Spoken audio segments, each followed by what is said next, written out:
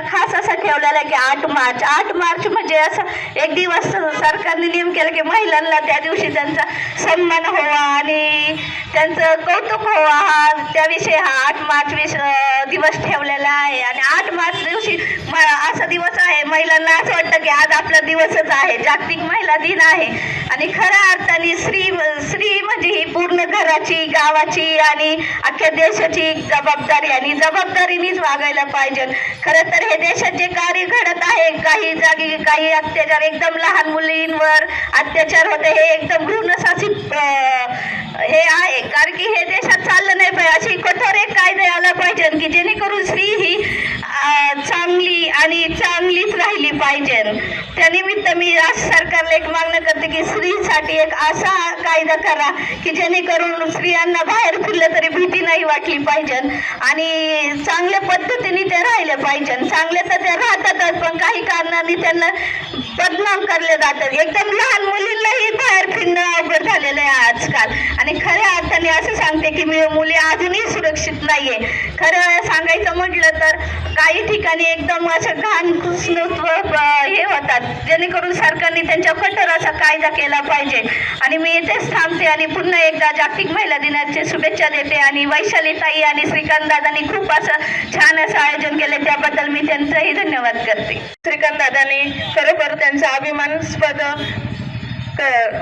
करायला पाहिजे, कारण आज महिलांचा जागतिक महिला दिवस असून सुद्धा आज पुरुषांनी महिलांना साथ दिली तरच महिला पुढे जातात. आणि खरोखर वैशालीताईंना तसेच साथ श्रीकांत दादाचे आहे. आज त्यांनी खूप आपल्या गावामध्ये शिबिरं राबवले असतील, तसेच आज जागतिक महिला दिनानिमित्त कार्यक्रम राबवणं म्हणजे खूप कौतुक करण्यासारखी गोष्ट आहे. श्रीकांत दादासाठी खूप जोरदार टाळ्या झाल्या पाहिजेत. जागतिक महिला दिन म्हणजे महिलांच्या हक्कांचा दिवस, तसंच आपला रोजचाच हक्काचा दिवस असतो. पण आज खऱ्या अर्थाने महिलांची चळवळ सुरू झाली आणि युनियन कमिटी होऊन जे आपण महिलांसाठी हक्क अधिकार मागून घेतलं, तो 8 मार्च महिला दिवस असतो. त्या आज क्षेत्रामध्ये महिला अग्रेसर आहेत, सगळ्या क्षेत्रामध्ये महिला काम करतात आणि महिलांचं खूप कौतुकास्पद काम चालू आहे. सगळ्या ठिकाणी आज आपल्याला महिलांना 50% पेक्षाही जास्त अधिकार सरकारने आपल्याला दिलेले आहेत.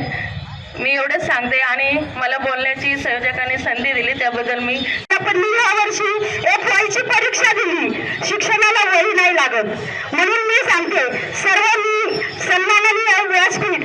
आणि आज आपली झाशीची राणी म्हटलं तरी चालेल, आज आपल्या केसवन गावाचं नाव लौकिक करणाऱ्या आपल्या मार्केट कमिटीच्या सभापती सारिकाताई हरगुडे आणि माझे बंधू विद्यमान सरपंच माझे छोटे बंधू विशाल काका हरगुडे, आणि मी नानांना आलेले पाहिलेच नाहीत, ते पण माझे बंधूच आहेत. तर नानांना पण मी मनापासून म्हणजे नाही का आभार मानते. आज महिलांच्या व्यासपीठावर जे श्रीकांत दादांनी आपल्याला व्यासपीठ तयार करून दिले आणि माजी सरपंच प्रमोद भाऊ हरगुडे, तसेच धनाजी हरगुडे आणि उपसरपंच भारत भक्त हरगुडे आणि सन्माननीय व्यासपीठ, मी सर्वांच्याच मनापासून धन्यवाद मानते. नवनवीन घडामोडी पाहण्यासाठी स्टार महाराष्ट्र न्यूजला सबस्क्राईब करा आणि ताज्या बातम्यांचे अपडेट मिळवण्यासाठी बेल आयकॉनला प्रेस करा आणि परिपूर्ण बातमीबरोबर रहा, इतरांपेक्षा एक पाऊल पुढे.